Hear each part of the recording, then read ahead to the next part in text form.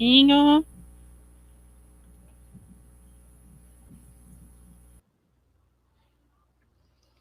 Boa tarde a todas e todas. O meu nome é Márcia Bonifácio, e represento na APA da Secretaria Municipal de Educação.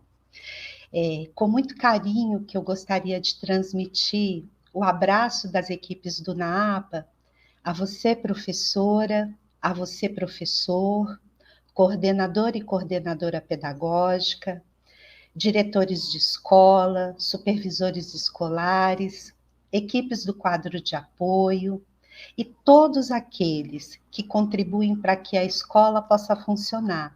Então, você que serve a merenda, que cuida da higiene das salas de aula, dos pátios, você, equipe que trabalha nas diretorias regionais de educação, na Secretaria Municipal de Educação, se sintam abraçados por nós agora. Quero expressar a imensa alegria que nós sentimos em poder estar com vocês nessa tarde. Dizer que é uma experiência diferente, uma experiência nova para nós, porque a gente está acostumado com o contato, com o olho no olho, poder ver o sorriso, poder ver a cara feia, poder saber de perto se o que a gente está dizendo faz sentido ou não para vocês. Mas é um desafio que, assim como todos vocês, professores, todos os educadores da nossa rede estão vivenciando, a gente topou viver esse desafio agora também. Eu queria falar um pouquinho a respeito das atividades do Núcleo de Apoio e Acompanhamento para a Aprendizagem. Talvez alguns não conheçam ainda o que é o trabalho do NAAPA. O NAAPA desenvolve as suas ações dentro do espaço da escola.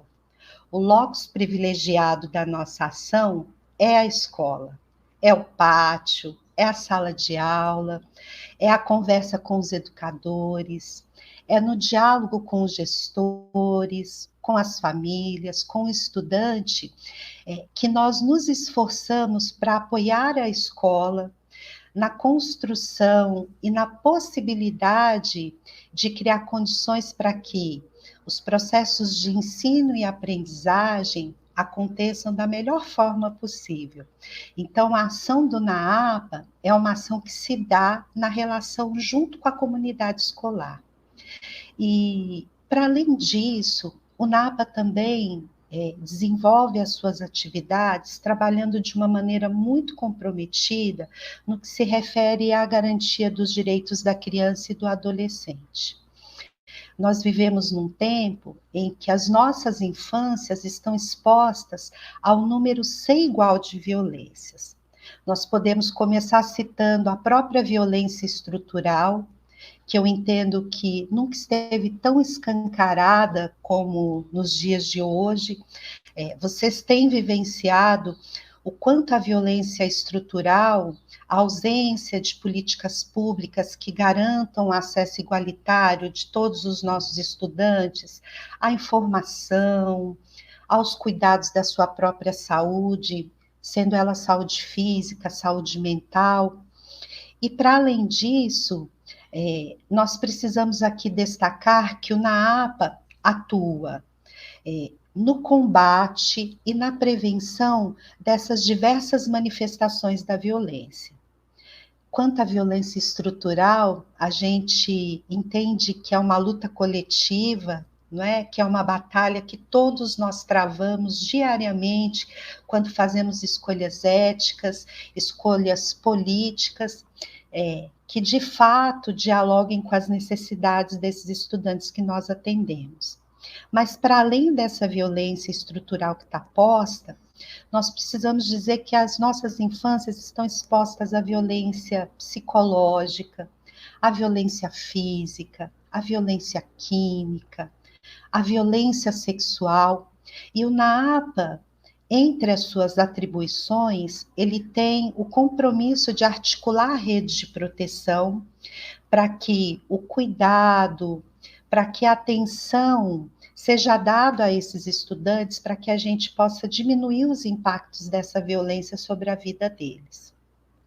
E aí, assim como vocês, nós também fomos surpreendidos, não é? Também tivemos a nossa ação atravessada pela necessidade de reinventar o nosso jeito de fazer as coisas, né? Hoje não é mais possível estar com vocês dentro da escola, mas nós entendemos que, embora nós não possamos estar juntos presencialmente, se fazia extremamente necessário que a gente não deixasse de lado esse grupo de crianças, esse grupo de bebês e de adolescentes que nós víamos acompanhando.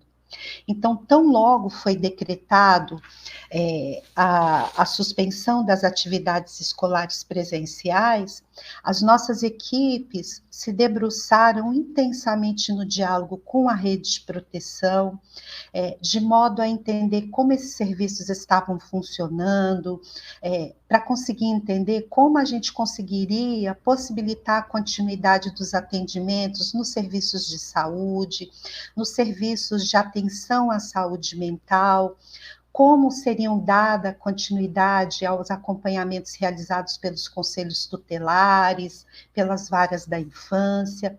Então, nós conversamos com a rede, entramos em contato com as famílias, ligamos para vizinho, fizemos visita domiciliar, e aí, no meio desse processo, nós recebemos uma notícia que nos impactou e que trouxe uma urgência de ampliar as nossas ações. Nós recebemos a notícia de que um menino que havia completado 12 anos no dia anterior havia perdido a batalha pela vida, né? A gente havia perdido aquele estudante pela prática do suicídio.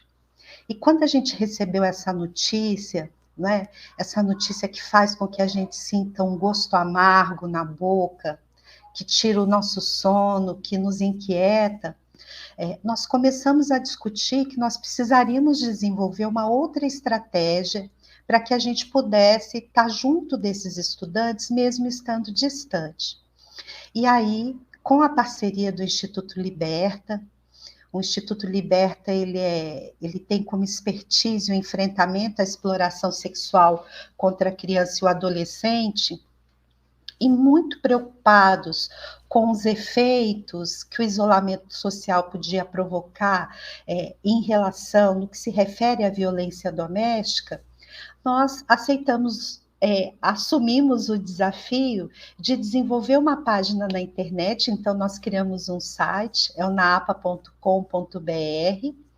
e através desse site, naapa.com.br, qualquer criança e adolescente pode conversar com a gente durante todos os dias da semana, segunda a sexta-feira, das 9 às 19 horas, tem sempre um profissional do NAAPA lá de plantão, disposto a ouvir, a acolher, a tentar pensar em possibilidades, a pensar em outros caminhos.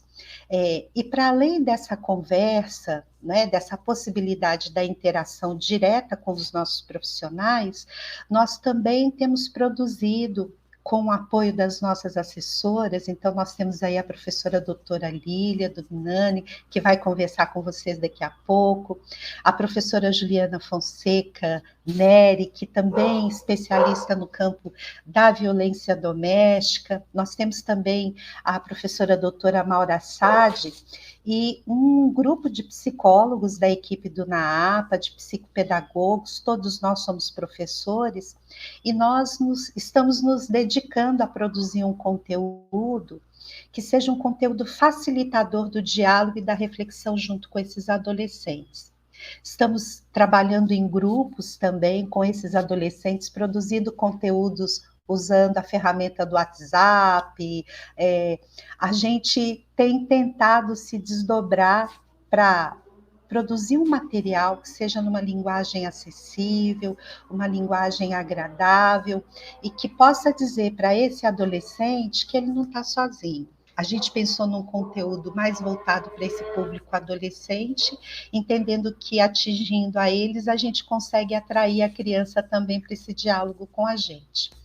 E nesse processo, a gente tem visto o quanto a presença humana é especial, não é? O quanto a escola exerce uma função social extremamente importante para o desenvolvimento da saúde física, da saúde mental, da saúde emocional dos nossos estudantes.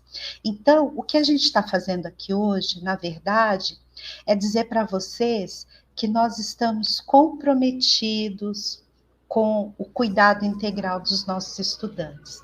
Que nós sabemos que você, professor, você, professora, que você, equipe escolar, tem se desdobrado e a gente tem visto coisas lindas que estão sendo realizadas pelos nossos profissionais. Contação de história, elaboração de aulas à distância. Os nossos professores realmente têm mostrado o compromisso que eles têm com as crianças da nossa rede.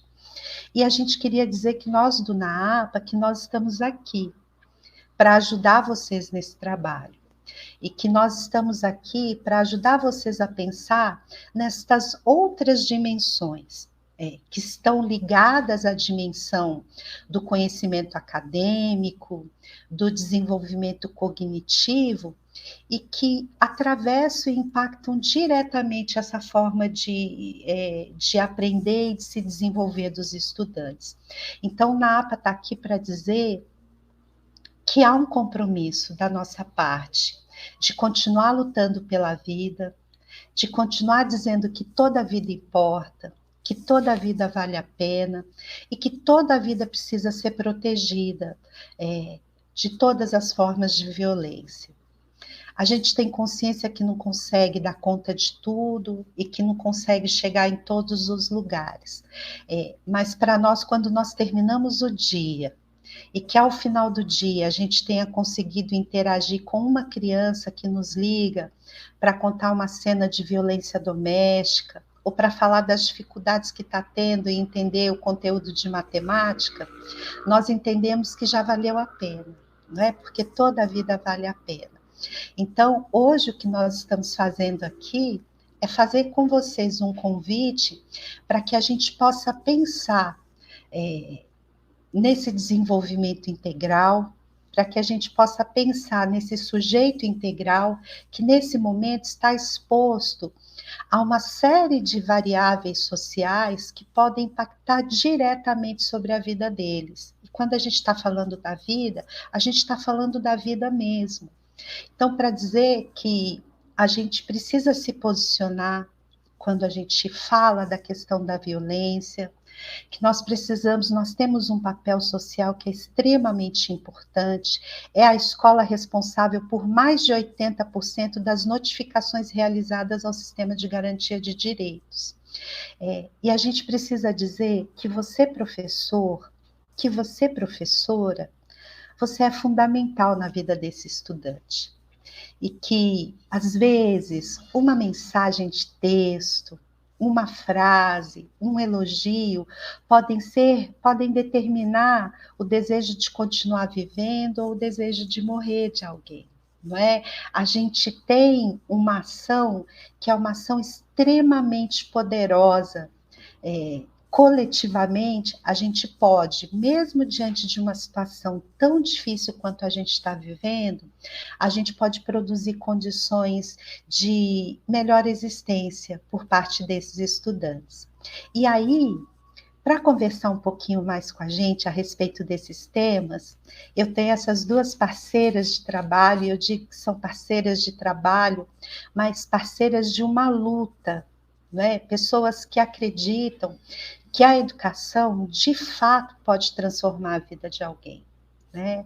Que a educação é a ferramenta, é a arma mais poderosa que nós temos para promover um processo de transformação em todos os aspectos da nossa vida e da nossa existência. Então, a Lília vai começar conversando com vocês um pouco disso, da força que a gente tem quando trabalha coletivamente, e depois a Juliana vai abordar um pouco mais de perto os impactos da violência sobre a vida de uma criança e do adolescente. Mas elas também não falam só do problema, elas falam da esperança, não é? E do poder que a ação curricular, o poder que a escola tem. Mesmo sendo essa escola que a gente está precisando reinventar, a ação que ela tem sobre a vida desses meninos e meninas. Então, eu convido a vocês para continuar com a gente nessa conversa, dizer que a gente está disponível, que a gente está pronto para fazer essa jornada com vocês. Os NAPAs estão em cada uma das 13 diretorias regionais de educação da nossa cidade. E sempre vai ter alguém disposto a te acolher e fazer essa jornada junto, tá bom? Lília, seja bem-vinda aí para a nossa conversa, viu? Ju, a gente espera daqui a pouco. Um beijo. Obrigada, Márcia. Quero começar desejando uma boa tarde a todas que estão aqui conosco. Vou apresentar um pouquinho mais da minha história. Eu sou Lilian Dugnani, eu sou psicóloga escolar e pesquisadora na área. Eu faço parte de um grupo de pesquisa lá da PUC de Campinas, que é o PROSPED, orientado pela professora doutora Vera Lúcia Trevisan de Souza, e nós temos nos dedicado a investigar de que modo a psicologia da arte pode nos ajudar a promover o desenvolvimento e a aprendizagem de estudantes, de gestores, de professores e também dos psicólogos escolares. Então, a gente usa, né, muito filme, muita literatura, muito vídeo, grafite, várias expressões artísticas que possibilitem a aproximação e o diálogo com o sujeito.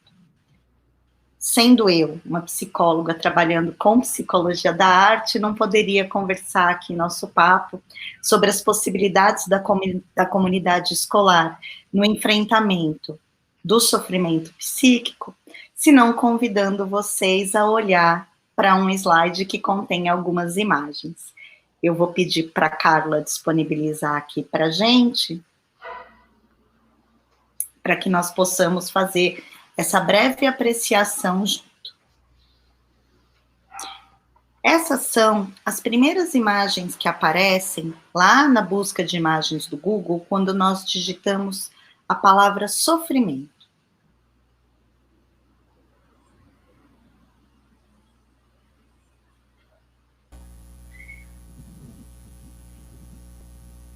Como a Márcia disse, esse é um desafio para a gente, e eu sinto muita falta de ter vocês perto para que a gente possa discutir sobre as apreciações.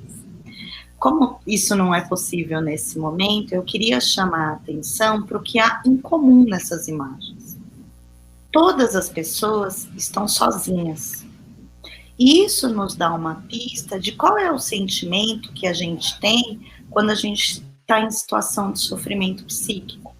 É um sentimento de solidão, é um sentimento de isolamento. Parece, né, como diz o Fernando Pessoa, que há momentos que a gente não tem par nisso nesse mundo, que não tem saída, que não tem como se enfrentar isso. E é por aí que eu quero começar a nossa conversa. Quando a gente fala de sofrimento psíquico, é importante ressaltar que, embora quem sofra, quem sinta na pele os sentimentos e emoções de desesperança, de medo, de angústia, de solidão, de desespero, seja o sujeito, seja o indivíduo, seja a pessoa, ela não é responsável e nem produtora do seu próprio sofrimento.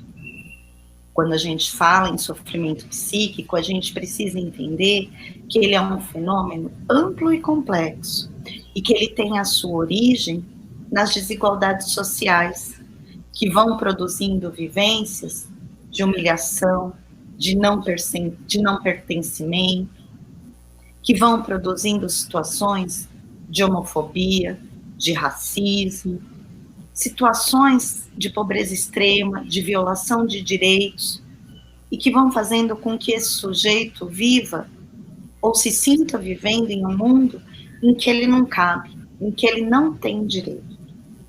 Por isso, é preciso entender que o sofrimento não é do sujeito, o sujeito vivencia, mas ele é um processo de interação entre o sujeito e o social. Isso nos dá uma outra pista, né? Isso nos dá uma pista de que o sofrimento é processo. Ninguém é triste, ninguém é suicida. As pessoas têm momentos de tristeza, de desespero, de pensamentos, de ideações. E como processo, ele pode ser transitório. Se por um lado nos amedronta, porque sofrimento, suicídio, autoagressão, cutting, condutas autodestrutivas são assuntos que as pessoas normalmente não gostam de falar. Por outro lado, entender o sofrimento como um processo e entender que ele não está só no sujeito, nos chama atenção para a possibilidade de superação, para a possibilidade da criação de espaços que possam promover esse bem-estar. E como não poderia deixar de ser, tudo que está no mundo entra na escola. E tem entrado na escola agora de um modo virtual. E muitas vezes nós temos nos visto como educadores, como psicólogos, como professores, tendo que responder as perguntas que emergem dos nossos cotidianos. O que eu posso fazer diante dessa realidade tão dura? Como que eu posso fazer? Não tem nada que eu possa fazer? Tudo que eu estou fazendo vale de alguma coisa? Muitas vezes, parece que a gente também não tem par nisso nesse mundo. Nós vivemos um momento sem precedentes históricos. Em nenhum momento da história recente, o chão da escola esteve tão longe da gente, esteve tão distante da gente. Para dar continuidade às nossas reflexões, e na busca de criar hipótese de respostas para perguntas tão complexas, eu queria contar para vocês uma história que tem sido amplamente divulgada na internet, atribuída à antropóloga Margaret Mead. Um aluno da Margaret perguntou para ela qual que era o primeiro sinal de civilidade. Ele esperava como resposta que fosse algum artefato produzido por algum humano, como um pote, ou talvez como uma colher, um garfo, enfim, alguma ferramenta que tivesse possibilitado uma interação do homem diferente com o meio que ele vivia. Mead respondeu, contudo, que para ela o primeiro sinal de civilização numa cultura antiga era um fêmur quebrado e cicatrizado. É um osso de um homem primitivo que se encontra num museu. E ela explicou que em nenhuma outra interação do reino animal, alguém para cuidar do animal ferido. Então, que a primeira vez que a gente tem notícia de que há um osso cicatrizado, também é a primeira vez que alguém tem notícia que alguém parou para cuidar do outro. Que alguém pegou esse outro e levou para um lugar seguro, que alguém pegou esse outro e promoveu o cuidado e cuidou da sua ferida e esperou tempo suficiente para que essa ferida se cicatrizasse e para que esse outro pudesse ser integrado de novo nesse grupo. E aí a Margaret Mead afirma assim: ajudar alguém durante a dificuldade, para mim, é o primeiro sinal de civilização. Essa narrativa também nos ajuda a pensar nas possibilidades de resposta do que a comunidade escolar pode fazer para o enfrentamento e prevenção do sofrimento psíquico. A gente pode formar coletivo, a gente pode se unir de um jeito colaborativo, de uma forma que a gente possa cuidar um do outro. Isso parece simples, né? E às vezes até parece utópico, porque conceitos como coletivo, colaborativo, união, cuidado, são sempre conceitos, ou são conceitos que na maioria das vezes são apresentados como um horizonte, como algo a se conquistar, como um lugar que nós devemos alcançar. Mas, na verdade, eles são formas de organização social. O sujeito, lá das primeiras imagens, quando ele sofre, o principal sentimento é de estar sozinho, de não conseguir se unir, de não ter alguém que cuide dos seus ossos quebrados. A gente pensou também, quando a gente estava decidindo o tema dessa live, que a comunidade escolar não é feita só de professores e professoras que estão dentro das unidades. A comunidade escolar também é feita das famílias, dos estudantes e das estudantes, dos vários departamentos que compõem a Secretaria Municipal de Educação e dos quais o NAAPA faz parte. Então, quando a gente pensa em momentos de união e colaborativos para enfrentar e superar esse sofrimento, a gente pensa na união de todos juntos, pensando juntos, fazendo juntos, cobrando juntos. Essa é uma tarefa também que parece simples, mas é muito difícil, porque estar junto do outro me demanda uma abertura. Estar junto do outro demanda que eu tenha um olhar sensível, uma escuta sensível. Demanda que eu abra mão das minhas certezas, que eu aceite as certezas do outro, que eu incorpore o saber do outro. Nesse mundo que a gente vive, nessa situação histórica que a gente vive, ninguém tem a resposta sozinho. É o outro que precisa me dizer como eu posso te ajudar.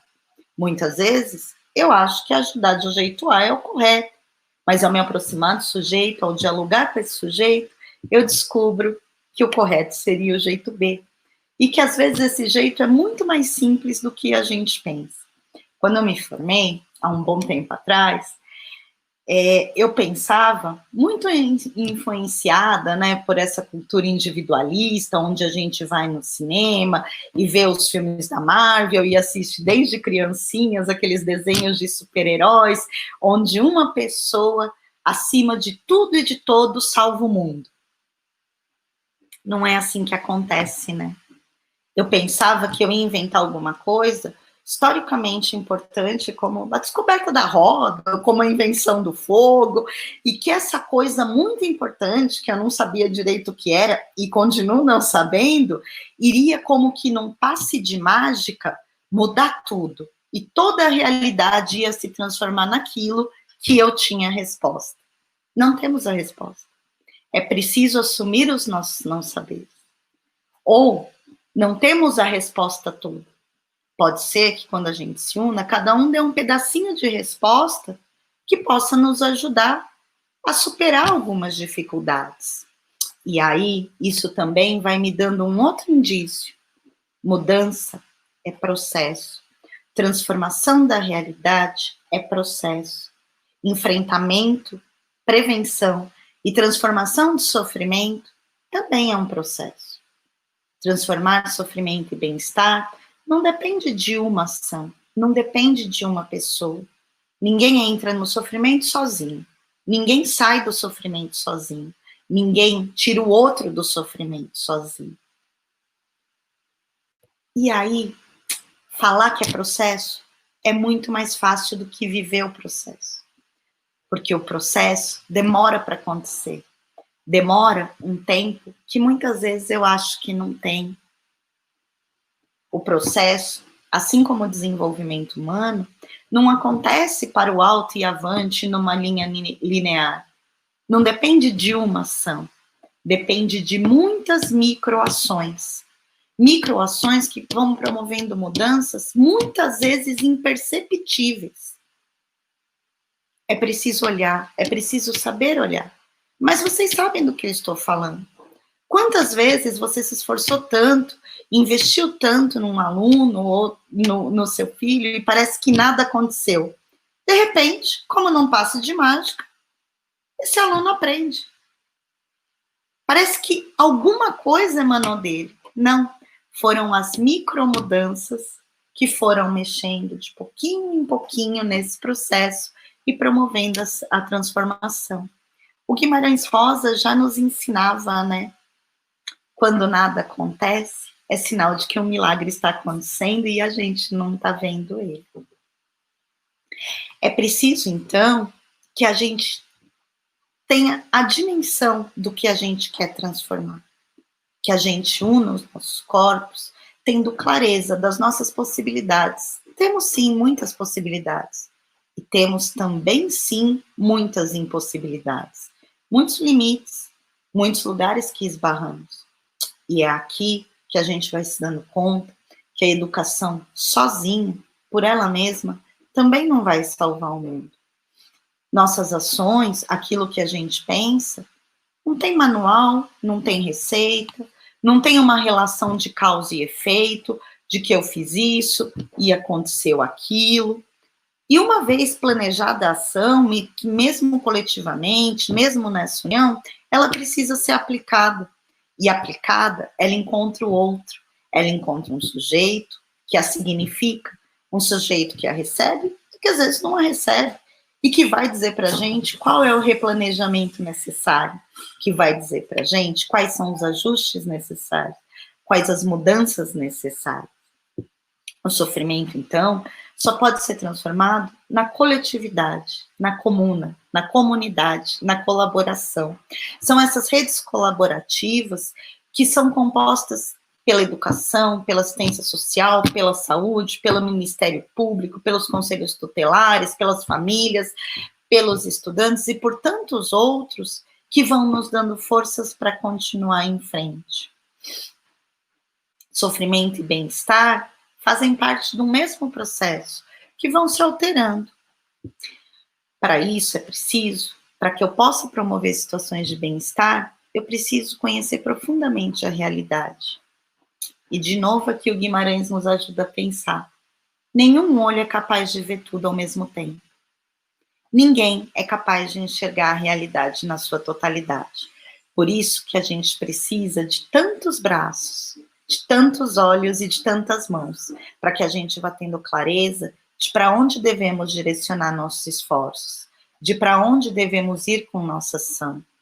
No NAAPA, como a Márcia já disse, a gente tem tido possibilidade de entrar em contato com professores e professoras que têm buscado incessantemente criar forma de estar mais perto desses meninos e meninas. E tem conseguido resultados importantes. Temos notícias e temos podido acompanhar também muitas ações que são inovadoras, não porque elas nunca foram feitas, mas porque elas são reorganizadas a partir desse momento, a partir da realidade que vivemos no momento atual. Às vezes é uma mensagem no Facebook, às vezes é um recadinho lá no Classroom, às vezes uma conversa no WhatsApp, às vezes é uma orientação que quem está lá na escola dá para um pai que liga desesperado pedindo ajuda. Às vezes é uma articulação com outro departamento dessa secretaria, que vai promovendo potência de ação, que vai fazendo com que essas pessoas e que nós mesmos nos sintamos pertencentes. Essas pequenas ações transformam o sofrimento em bem-estar, porque elas vão oferecendo vivências de dignidade humana, vivência de respeito, vivência de ser importante, de pertencer, de valer a pena, de ter não só o meu lugar, mas de ter muitos pares nesse mundo. Precisamos de pares, precisamos reconhecer e também precisamos ser reconhecidos. E quando a gente idealizou lá o site do NAAPA, foi assim que nos pensamos, como parte da rede, como parte de uma comunidade escolar.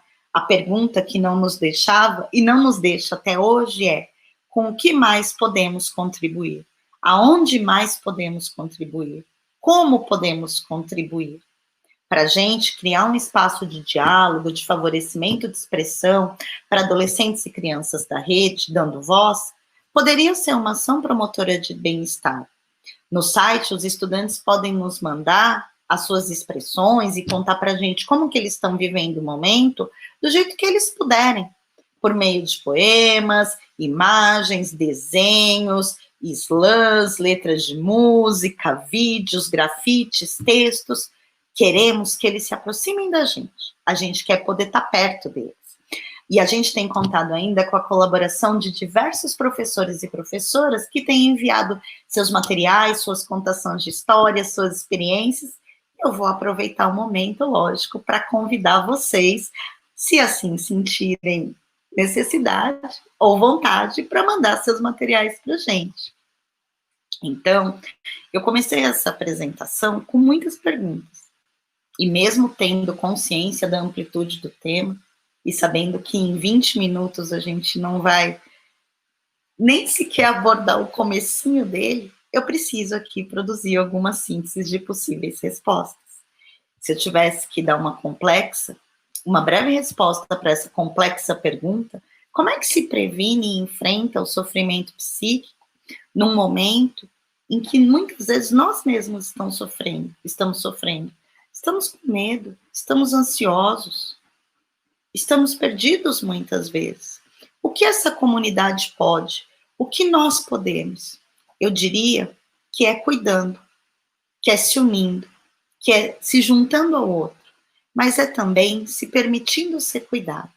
Eu não posso deixar de levar em consideração a pressão que os professores, os educadores e educadoras sofrem nesse momento, de ter respostas rápidas, de ter ações rápidas, de ter as fórmulas mágicas. Não temos. É preciso assumir isso. É preciso assumir que estamos construindo um caminho, acertando e errando, vivendo um processo que avança, que retrocede, que às vezes dá certo, às vezes dá errado, que às vezes o outro se aproxima e às vezes ele se afasta. E é preciso também permitir que os outros cuidem de mim. E aí, fazendo uma analogia com o que a Midi nos diz, né? É dedicando tempo para cuidar dos ossos quebrados dos outros e permitindo também que os outros cuidem dos meus ossos quebrados. Eu gostaria de finalizar minha fala, porque ainda preciso dar o tempo da Juliana, e o professor gosta de falar bastante, e se a gente não fica aqui com o cronômetro do lado, quando vê já foi muito tempo, citando um filósofo que eu gosto muito, que é o Baruch Spinoza. Lá por volta de 1600, o Spinoza dizia assim, que para transformar a realidade é preciso promover bons encontros. Para ele, os bons encontros são aqueles eventos que nos permitem estar perto das pessoas que nos afetam positivamente, aumentando nossa possibilidade de agir rumo àquilo que queremos transformar. Saímos potentes deles, porque ele aumenta o desejo de estar perto, de construir junto, de construir o comum, de fazer parte da comuna, de unir forças para transformá-lo. E a professora Bader Savai, lá da PUC de São Paulo, reforça esse recado, dizendo que a gente não pode se permitir emudecer, ressaltando a importância de falar, de escutar, de amplificar nossas vozes e as vozes dos outros, pois as mudanças só ocorrem quando pessoas potentes e inovadoras se reúnem com as outras, por um único objetivo, por um sentimento de útil comum. A comunidade escolar continua sendo, mesmo que virtualmente, um coletivo para o favorecimento desses bons encontros. Daí a importância da gente continuar dando concretude para aquela expressão que tem sido repetida exaustivamente na internet. Mesmo separados, temos que continuar juntos. Continuemos cuidando uns dos outros. E para terminar, eu não poderia deixar de citar o Emicida, de uma música que eu gosto muito, que se chama Mil Coisas, onde ele diz, é que tem gente, e aí eu vou mudar, tem gentes, porque tem muita gente, que quando pega a mão da gente, faz a gente querer que o tempo pare. É tão gostoso, tão doce, tão quente, tão doido. Enfim, isso é tão a gente. Eu tenho clareza de que é muito duro transformar a realidade, eu tenho clareza dos desafios que nós enfrentamos, o meu trabalho é no chão da escola, é junto com a escola, é vivendo o cotidiano da escola, mas eu também tenho clareza que se a gente se unir, a gente pode encontrar possibilidades de caminhos. Muito obrigada, passo a palavra para a Juliana. Li, querida, muito obrigada, viu, pela sua contribuição, e eu tenho aprendido com a Lília, né, a Lília sempre repete uma frase do Frei Bento, que diz que a gente tem que deixar a desesperança para dias melhores, né, então, embora a desesperança seja alguma coisa que tenha tentado nos dominar, que tenha tentado roubar a cena da nossa vida, eu acredito de verdade no poder da intervenção mínima. E eu tenho certeza que é nessa força coletiva que a gente vai conseguir produzir condições de cuidado, e para que as nossas crianças tenham o direito de ter uma existência digna. E a Juliana é alguém muito especial para conversar com a gente um pouco sobre um assunto que a gente não gosta muito de falar, né? Tem alguns temas que são tabu. Falar do suicídio é uma coisa que a gente tem dificuldade de conversar a respeito disso, mas também falar sobre violência contra a criança e o adolescente é um outro tema sobre o qual a gente às vezes se recusa a refletir a respeito dele. E a Juliana tem nos ajudado lá na secretaria a falar disso de uma maneira muito delicada, né, de uma maneira muito acolhedora, eu acho que o fato de Juliana ser professora, de ser pedagoga, e de ter construído todo o percurso de pesquisa dela a partir das experiências e das vivências com a nossa rede, trouxe para ela uma possibilidade de falar desse tema a partir de um lugar que nós reconhecemos. Então, Juliana, seja bem-vinda para essa conversa que é uma luta, um esforço coletivo de garantir essa existência digna das nossas crianças e adolescentes. Seja bem-vinda, Ju. Obrigada, Márcia. Obrigada, Lilian, por ter antecedido a fala com reflexões tão bonitas, né? Tão sensíveis, no momento em que a gente precisa mesmo, né, de sensibilização, porque a realidade que já era dura está muito mais agora, né? Mas, para começar a minha fala, quero primeiramente parabenizar a Secretaria Municipal de Educação por essa iniciativa das lives, né, de deixar a gente bem pertinho de toda a rede de uma vez só, né, então esse diálogo estreito com a rede, apesar de ter uma câmera no meio, é uma possibilidade nova e que eu acho que deve permanecer, porque é muito bom esse diálogo aberto. Quero agradecer a oportunidade de poder participar dessa live com a Lilian e a Márcia, que são pessoas muito compromissadas no trabalho com a equipe dos NAAPAS. Parabenizar e agradecer às equipes dos NAAPAS, das 13 DREs, que são, assim, incansáveis na luta pela promoção da dignidade humana das nossas crianças e dos nossos adolescentes, né? O tempo da live é curto, né? Porque eu gosto de falar até 2035, todo mundo já sabe. Mas não tem problema, né? A live é só mais um importante espaço de diálogo, dentre muitos outros esforços que a rede tem feito para esse cuidado, né? Para a promoção do cuidado das crianças e dos adolescentes nesses tempos de pandemia e em outros tempos também, né? Antes da pandemia e agora depois da pandemia também, que a gente vai ter outros desafios, né? Agora, a rede vai poder contar com um trabalho que a gente já vinha desenvolvendo, né, Márcia e Lilian?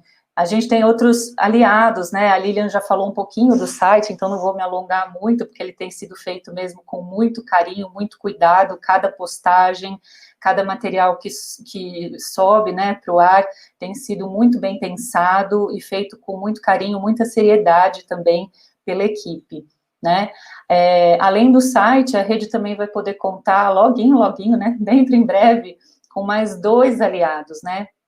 Um é uma instrução normativa que está para sair, que a gente construiu o ano passado, né, em amplos encontros de diálogo, uma instrução normativa que estabelece orientações de encaminhamento para as unidades educacionais referente à escuta, procedimentos internos, comunicação de suspeita ou de confirmação de violência contra o bebê, a criança e o adolescente, e articulação com a rede de proteção social, né? Um outro aliado, então, além do site da instrução normativa, um outro aliado, uma publicação, né, de um documento com orientações para o enfrentamento da violência contra bebês, crianças e adolescentes. Então, esses 2 documentos e o site ajudam a gente a ver, né, que a gente está tentando construir possibilidades, né, diante de temas e de desafios tão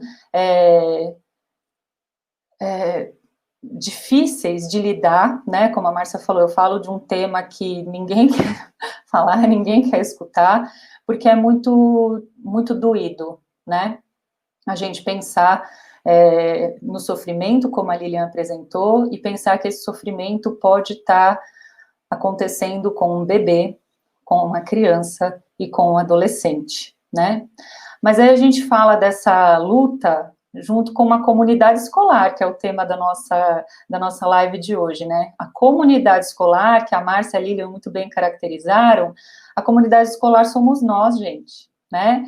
São os ATS, são os professores, os gestores, o funcionário que cuida da limpeza, da alimentação na escola, nós somos comunidade escolar, né? O ECA vai fazer 30 anos esse ano, né? Então, o ECA já afirma, né, no artigo 227, que é dever da sociedade, da família, do Estado, garantir a dignidade, né, da criança e do adolescente, colocá-los a salvo de toda forma de violência, né? Então, é um dever de toda a sociedade, e todos nós somos essa comunidade escolar. Então, é nosso dever mesmo, né, de todos nós juntos, né, fazemos esse enfrentamento. E aí eu queria pensar um pouquinho com vocês essa questão das violências nesse contexto da pandemia, né? A gente tem dificuldade de encontrar dados já consolidados e organizados por tipos de violências contra a criança, né? A gente tem mais dados divulgados de violência contra a mulher, mas tem um dado em nível nacional sobre a divulgação das denúncias para o Disque 100, né? As denúncias do Disque 100 desse ano, no momento de pandemia, entre março e abril, em comparação ao mesmo período do ano passado, elas aumentaram, né? Apesar de terem aumentado, essas denúncias que foram feitas para o Disque 100 se referem ao abandono, negligência e exposição ao risco da saúde, né? As denúncias de violência sexual diminuíram, o que é um fato bem preocupante. Por quê? Porque a maioria das denúncias de violências contra a criança e desses outros tipos de violências que não são esses que estão sendo denunciados agora, são feitas pela escola.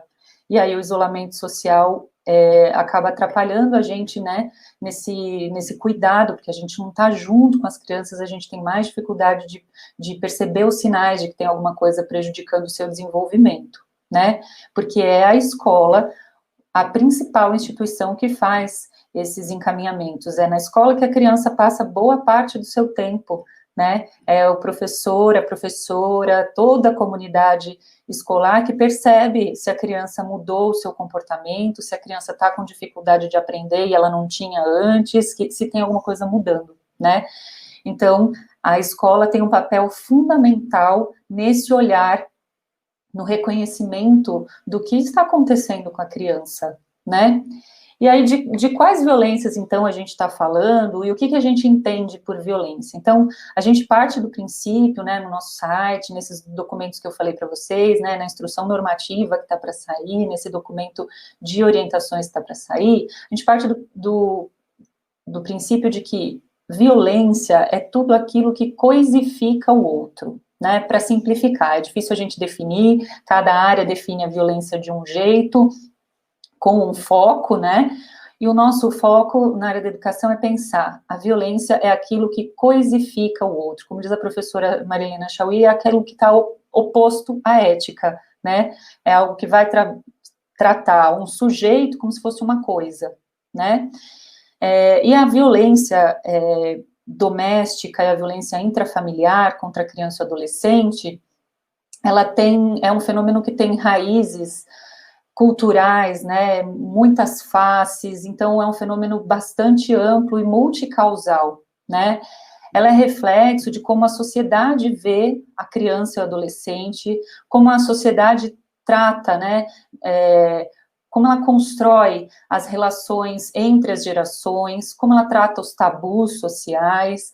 Na maioria das vezes, a violência atrapalha, sim, o desenvolvimento, né, ao longo da minha trajetória como professora da educação básica, depois na assessoria para a formação de professores, agora como professora no ensino superior, a gente ouve casos, as pessoas relatam situações pedindo ajuda, a gente vê que a imensa maioria das vezes as crianças apresentam dificuldade de aprendizagem, né, e isso não é à toa, né, as crianças têm consequências que eu vou falar um pouquinho mais adiante, a respeito do seu desenvolvimento físico mesmo, em decorrência da violência sofrida, né? Por isso que a escola é fundamental na prevenção, na identificação das violências, na proteção e no encaminhamento das situações, porque a escola não pode tudo sozinha, como a Lilian disse muito bem, né? A escola depende de uma rede e está junto com uma rede articulada, onde na rede cada um tem o seu papel, a sua atribuição, mas a escola também tem o seu papel e um papel muito importante, né? E quais tipos de violências, então, a gente está falando nesses documentos e nessas ações do NAAPA? A gente tem falado de violência física, química, psicológica, sexual, institucional, negligencial, estrutural, né, como a Márcia falou, a violência social, como alguns conhecem, a violência entre as crianças e adolescentes, a violência autoinfligida e o trabalho infantil, sendo que todas elas também podem estar permeadas e muitas vezes influenciadas por relações de racismo também, né? As violências não, aliás, sobre o racismo, quero parabenizar a Secretaria, né, pela iniciativa, uma live que teve recentemente sobre esse tema e que foi brilhante também, né? Então, na maior parte das vezes, não ocorre um tipo de violência só e uma vez só. Na maior parte das vezes, elas acontecem vários tipos de violência e várias vezes, né? Então, a gente precisa reconhecer esse fenômeno para a gente poder agir contra isso, né? E aí, dentro dessas violências e da violência doméstica contra a criança e adolescente, a gente precisa perceber esse macrosistema, né? E esse macrosistema que está ficando um pouco mais complexo agora, né? Eu estou dizendo um pouco porque ele vem ficando cada vez mais complexo ao longo da pandemia. A gente está falando de uma violência que ela é influenciada por questões psicológicas na família, por questões sociais, por questões culturais, por questões econômicas, né? Tudo isso está abalado agora pela pandemia, né? A situação econômica está deixando um número maior de famílias vulneráveis. E famílias que já tinham alguma vulnerabilidade estão intensificando ainda mais a sua situação, né? E aí, o que acontece com essa família?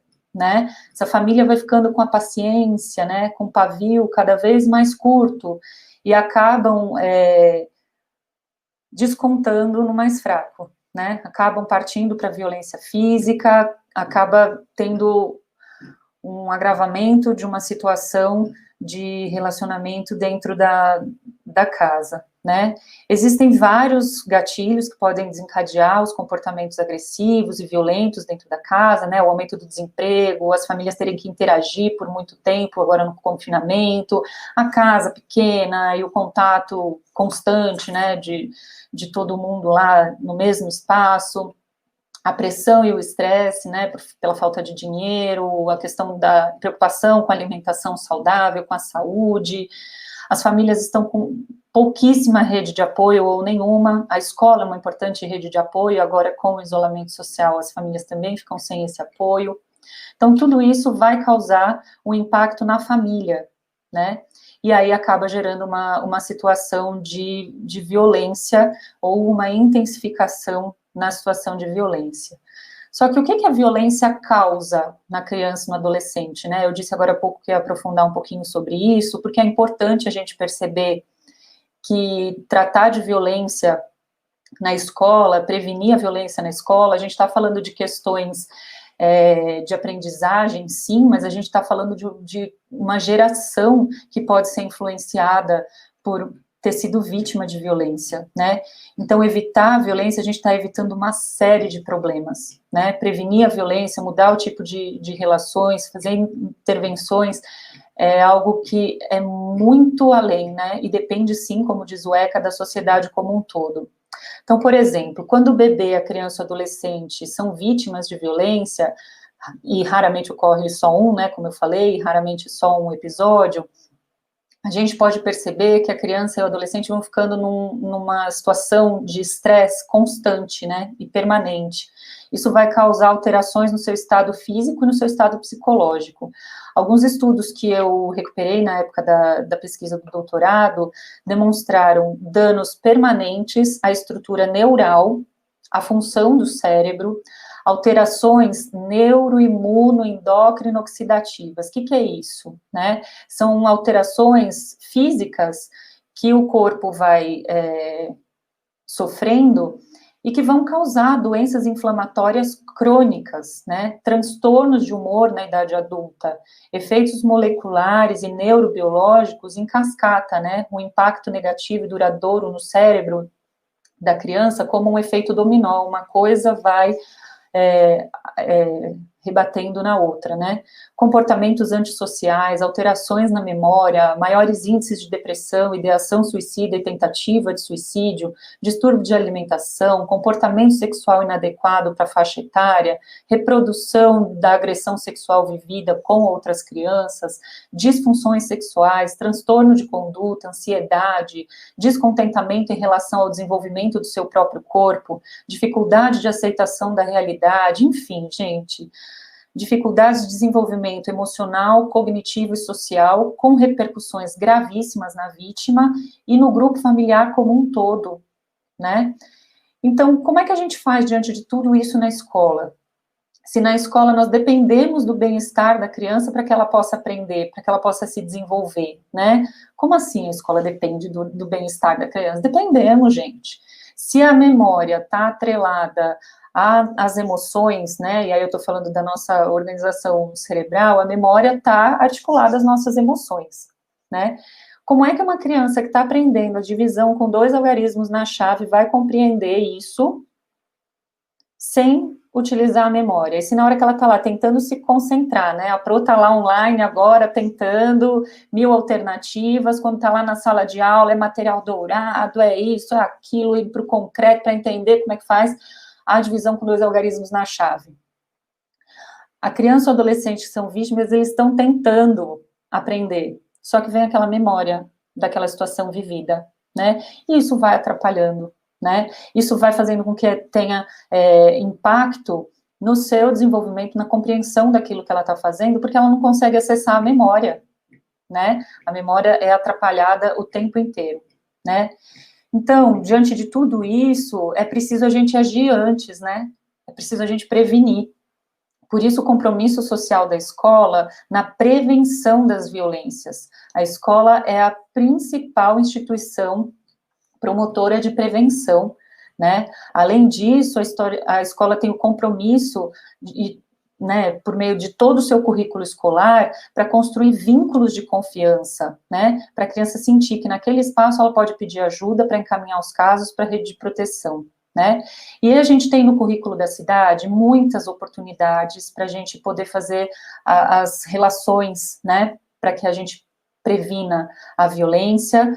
Por exemplo, o currículo do ensino fundamental, ele traz na matriz de saberes alguns princípios que são necessários para o enfrentamento das violências, né? O currículo fala nitidamente sobre refletir sobre a naturalização dos problemas sociais, humanos, afetivos e emocionais, né? O currículo fala em orientar os estudantes a reconhecer e proteger-se de várias formas de violência, abuso e exploração que podem prejudicar o bem-estar e o desenvolvimento do estudante, né? Então, nós estamos convocados a promover essa ação de prevenção e proteção das violências, né? E aí é possível observar, por exemplo, na educação infantil também, um currículo demarcado, né? Demarcando a escola como espaço social da esfera pública. Portanto, é a escola que vai identificar, vai encaminhar o caso, mas também é a escola que vai prevenir, né? Nosso currículo visa o desenvolvimento integral, isso contempla a expressão dos sentimentos, que é importantíssimo nessa luta, né, contra as violências. A criança conseguir expressar aquilo que ela está sentindo, ainda que ela não revele abertamente a violência, mas ela expressar os seus sentimentos já é um avanço muito grande para a gente conseguir detectar os sinais de que algo está prejudicando o desenvolvimento da criança, né? E a escola é muito potente na construção desses conhecimentos, né? E de quais conhecimentos eu estou falando? Estou falando de conhecimentos para autodefesa, para autoestima, para poder romper o silêncio e dialogar com uma rede de adultos confiáveis, né? E aí a escola pode fazer toda a articulação com a rede de proteção. Se tiver dificuldades, também tem a equipe do NAAPA que ajuda muito nisso, né? Agora, mais do que isso, a escola é muito potente para o tema da nossa live que está aqui embaixo, né? A comunidade escolar no cuidado, né? A escola é muito potente na disseminação do cuidado do humano, né? Quando que se dá esse cuidado? No bom dia acolhedor, quando chega na escola, né? No atendimento telefônico acolhedor, na forma de servir o almoço, no cuidado com a limpeza e com a boniteza dos espaços, na exposição das produções das crianças pela escola, Na troca de fraldas, gente, quanto cuidado tem na troca de fralda? Eu posso estar trocando um bebê, a fralda de um bebê, e estar ensinando para eles as partes do corpo, e onde pode tocar, onde não pode, como pode fazer isso. Eu já posso ensinar isso para um bebê, né? É isso que vai gerar a ambiência necessária para que a vítima sinta que ali tem gente que cuida, né? Ali tem gente que vai perceber os sinais, vai acolher a vítima, vai fazer os encaminhamentos necessários para proteção, né? Tem muita coisa que a gente tem produzido nos documentos sobre a prevenção, mas o que eu queria mais ressaltar com vocês é que a gente tem essa opção ética, mas também o dever, porque a omissão é crime, né? E a escola não pode deixar de encaminhar os casos suspeitos ou revelados de violência. E para finalizar, que a gente está chegando no nosso tempo, eu só queria afirmar o educador como aquele que tem vínculo, né? Aquele que constrói vínculo com os alunos para ele sentir essa confiança necessária.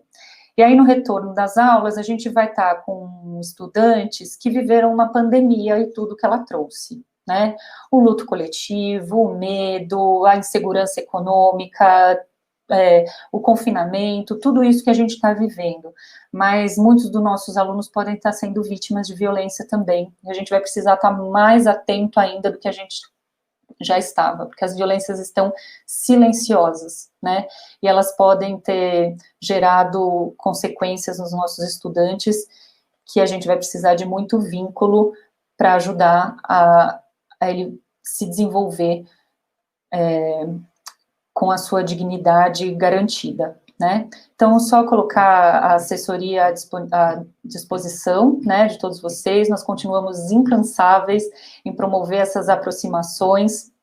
A gente sabe das dificuldades de aproximação quando a gente tem uma tela no meio, um isolamento social no meio, mas é realmente emocionante, como as meninas destacaram, ouvir as iniciativas das escolas de aproximação, seja por material impresso, para aqueles que não estão com acesso à internet, seja por ações para apoiar as famílias. A gente fica muito emocionado mesmo com as iniciativas das escolas para se aproximar e para manter o principal com a criança e com o adolescente, que é o vínculo de confiança, para eles sentirem que a gente está aqui, né, que a gente está acessível, seja no site, seja no telefone, seja por onde for, e a gente está tentando uma maneira de ficar perto para ajudar a proteger, mesmo estando longe, tá? E aí eu queria finalizar com uma frase do professor Mauriase, num poema dele, que ele diz assim, que nós continuaremos apontando estrelas mesmo em noites nubladas. A gente está vivendo uma situação muito difícil,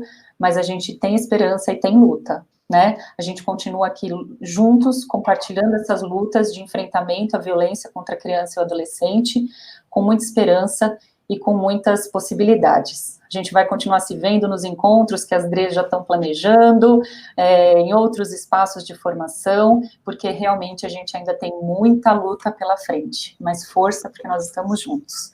Obrigada, gente. Ju, muito obrigada, viu, pela sua contribuição. A gente conseguiria passar um dia inteiro aqui conversando, falando sobre as coisas, mas o tempo é limitado. Alguém mandou para a gente uma pergunta, por que nós estamos usando amarelo? Não é? O amarelo é uma cor símbolo tanto para o enfrentamento da violência, abuso e exploração sexual contra a criança e o adolescente.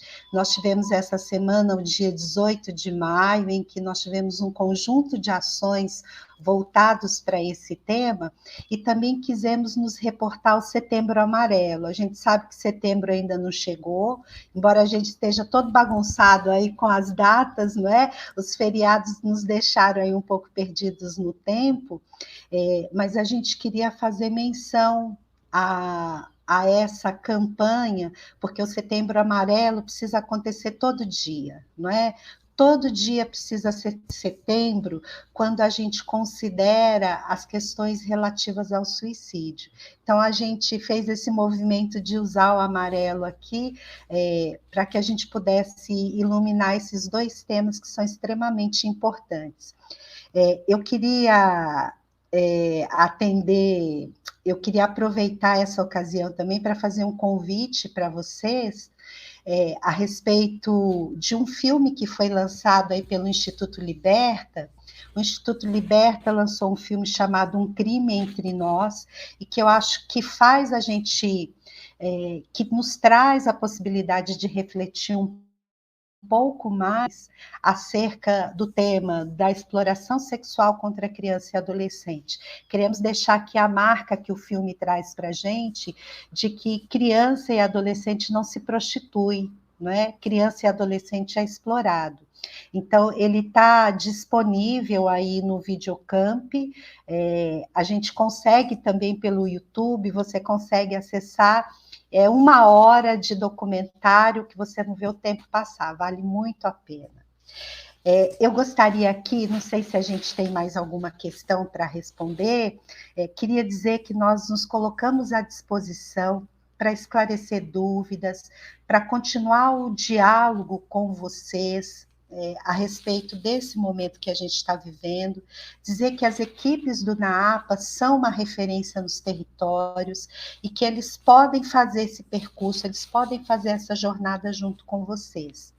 E aqui gostaria de agradecer também a presença da Mildes, da intérprete de Libras. Que bom você estar aqui com a gente, viu, Mildes? A gente agradece mesmo a sua presença.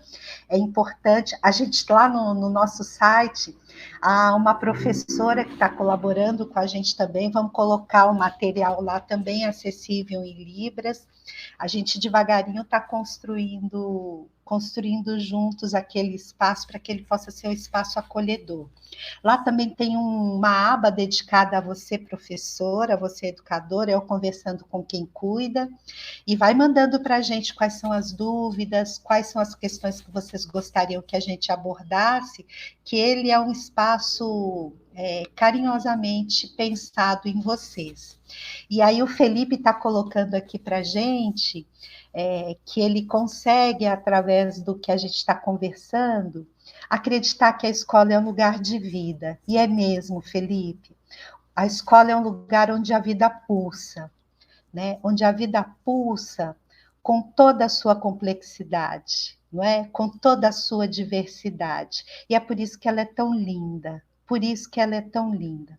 E aí o Daniel está falando aqui com a gente da importância de considerar o sujeito biopsicossocial. Não é possível realizar o trabalho educativo se a gente não compreender que a escola, que o sujeito, ele é o conjunto de todas estas coisas. Não é? O estudante que chega na escola para a gente, ele não chega e deixa para o lado de fora do portão os seus afetos, né? E o tempo todo ele é afetado e nos afeta. E é nesta relação potente, é nessa relação poderosa que a gente vai ampliando as possibilidades de aprendizagem e desenvolvimento desse sujeito. À medida que ele aprende, que ele cresce, a gente também aprende e a gente cresce. Então, eu quero dizer que é muito bom poder estar aqui com vocês e compartilhar um pouco dessas reflexões. Eu vi que tem mais pergunta para a gente. Tem mais alguma pergunta? Ai, olha, está perguntando aqui. Olha, gente, eu vou pedir para a Lília dar um beijo aí para vocês, não é? A gente tem feito uma coisa que é uma coisa muito estranha lá nas formações com o NAAPA e que a gente queria compartilhar com vocês aqui para encerrar, né? Eu queria que a Lília e a Juliana pudesse abrir o microfone, e a gente queria bater palmas para vocês que estão aí do outro lado nos acompanhando, dizer que foi muito bom ter vocês aqui. Tem algumas questões, aqui Cecília traz uma pergunta a respeito da estatística, tanto do sofrimento quanto a violência voltada para as questões da criança com deficiência. Não sei se a Ju quer responder um pouquinho, Ju. Quero sim. Ótima pergunta, Cecília. Agora há pouco apareceu aí na tela alguém perguntando o nome do filme. O filme se chama Um Crime Entre Nós, né, do Instituto Liberta, está lá no Videocamp.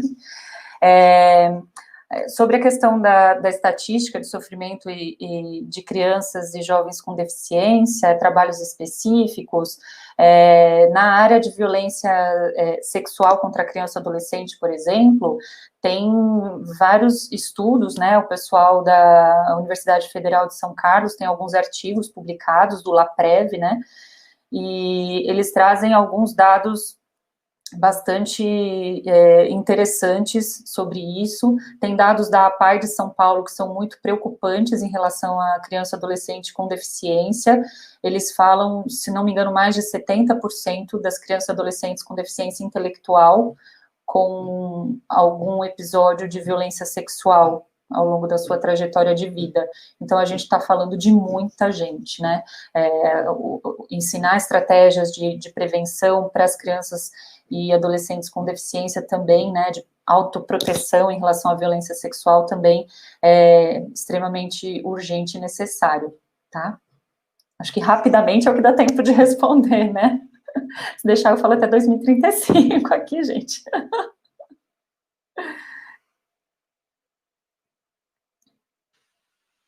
O microfone. Gente, tem muita coisa para a gente conversar e a gente vai seguindo aí a jornada, tá bom? Queria agradecer mais uma vez pela presença de vocês e nos colocar novamente à disposição para o esclarecimento de dúvidas, para responder perguntas e para pensar em possibilidades, né? A gente acredita de verdade na força do coletivo. Então, um beijo doce para vocês, viu? Uma boa tarde. Boa tarde, Tchau. gente. Boa tarde, gente. Até as próximas. Até, tchau.